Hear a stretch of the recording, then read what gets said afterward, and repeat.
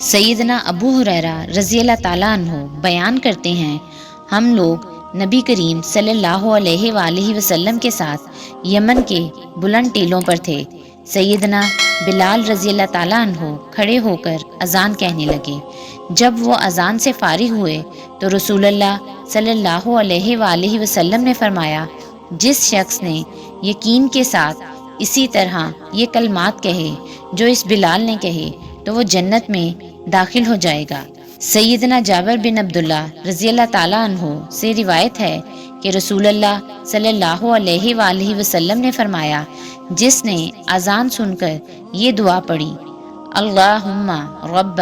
هذه الدعوة التامة والصلاة القائمة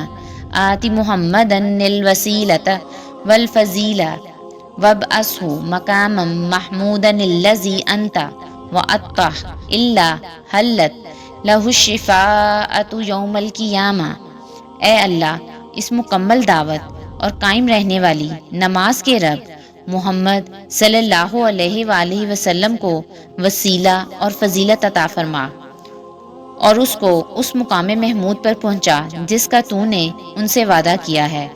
تو اس کے لیے قیامت کے دن میری سفارش واجب ہو گئی۔